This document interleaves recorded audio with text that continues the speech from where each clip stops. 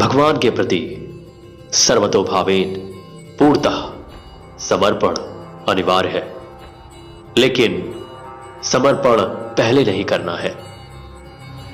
पहले तो सशर्त संकल्प लेना होगा कि यदि हमें भगवान की यथार्थ जानकारी, दर्शन एवं बातचीत करते हुए पहचान हो जाएगी, तत्पश्चात हमारा सर्वतोभावेन भगवान के प्रति पूर्णतः समर्पण मान्य हो जाएगा और हम सदा के लिए भगवान के निर्देश में ही अपने जीवन को कर देंगे।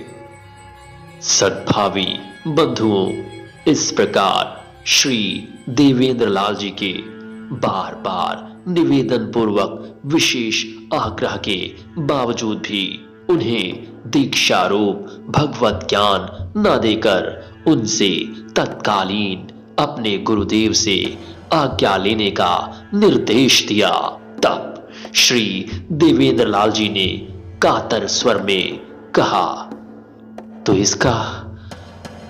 इसका तात्पर्य हुआ कि अगर हमारे गुरुदेव आज्ञा नहीं देंगे तो आप भी हमें दीक्षा रूप भगवत ज्ञान नहीं प्रदान करेंगे? नहीं, ऐसी बात नहीं है। आप अपने गुरुदेव जी के पास पूर्ववत जाइए, पिछले प्रकरण में उल्लिखित रूप समस्त बातों को बतलाइए, तत्पश्चात उनसे आज्ञा मांगिए। यदि वे सारी बातों को सुनने पर आपके रक्षार्थ हेतु यहां अर्थात सदानंद के पास आते हैं, अथवा सदानंद को अपने पास बुलाते हैं, अर्थात वो जो भी आज्ञा आपको देते हैं उसे शिरोधार्य कर यहां आकर सदानंद से बतलाइए। और यदि वो इन दोनों में से ही किसी पर भी तैयार नहीं होते हैं, तब ये सदानंद निस्संदेह दीक्षा दे देगा। और हां, आप बंधु ऐसा कदापि ना समझे कि सदानंद ऐसा कहकर आपके निवेदन को टालने की कोशिश कर रहा है। यह बात सत्य है कि अभी तक सदानंद ने किसी को भी दीक्षा अथवा भगवत ज्ञान नहीं दिया है, और साथ ही साथ यह भी सत्य है कि आप दीक्षा अथवा भगवत ज्ञान के अधिकारी भी प्रतीत हो रहे हैं, परंतु आप अपने गुरुदेव से आज्ञा लेकर यहां आए, क्योंकि सांच में आज कहां, सत्य में संकोच क्या, यथार्थता में परवाह किस बात की। सत्य तो सत्य ही है, देर है किंतु अंधेर नहीं। सदानंद चाहे जहां भी रहे, आप वहां पहुंचकर भगवत ज्ञान ले सकते हैं।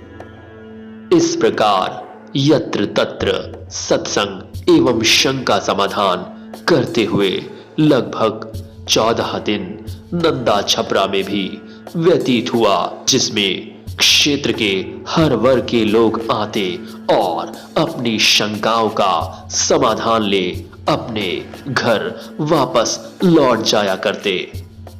इतना ही नहीं, वे अपने क्षेत्र में पहुंचकर सदानंद शरीर द्वारा दिए ज्ञान व सदानंद का गुणगान किए बगैर रह नहीं पाते थे। ऐसा प्रतीत होता था जैसे वे सदानंद के ही प्रचारक हों। सद्भावी सत्यान्वेषी बंधुओं, श्री देवेंद्र लाल जी का तीसरा पुत्र विजय था, जो बहुत ही सेवक, आज्ञा पालक एवं गंभीर प्रकृति का बालक था।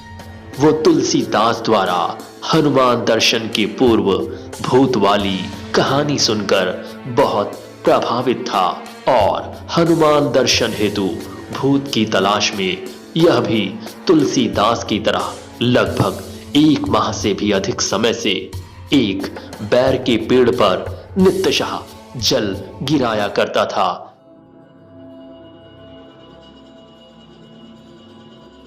एक दिन शाम को करीब 7:30 बजे शौच से सदानंद और विजय वापस लौट रहे थे कि गांव से पूरब की तरफ पोखरे के उत्तर पश्चिम कोने पर स्थित बैर के पेड़ के पास पहुंचते ही विजय ने कहा, महाराज जी जरा रुकिएगा, मुझे एक बात पूछनी है। मुझे नहीं मालूम कि यह सही है गलत, क्योंकि मैं 1 माह से ज्यादा समय से परेशान हूं ये सोच सोचकर, लेकिन मुझे अब तक ये बात समझ में नहीं आई। क्या बात है? कौन सी बात है? किस लिए परेशान हो? जरा मुझे भी तो बताना, जिससे तुम इतना ज्यादा परेशान हो। मैं अवश्य प्रयत्न करूंगा कि तुम्हारी समस्या का निदान हो जाए। तब विजय ने पूरी बात संक्षेप में बताई। उसने बताया कि कैसे वो भी तुलसीदास की ही भांति बैर के पेड़ पर नित्यशः जल गिराया करता है। महाराज जी, मुझे समझ में नहीं आ रहा कि तुलसीदास वाला जो प्रकरण है ये सच है या नहीं।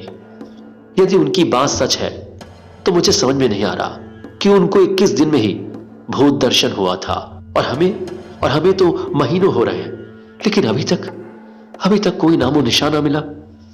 ऐसा क्यों?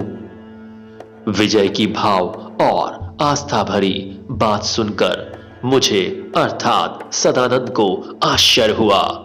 अतएव विजय को समझाते हुए उसके मकान पर आया और उससे पूछा, वैसे विजय, दर्शन किसका करना चाहते हो?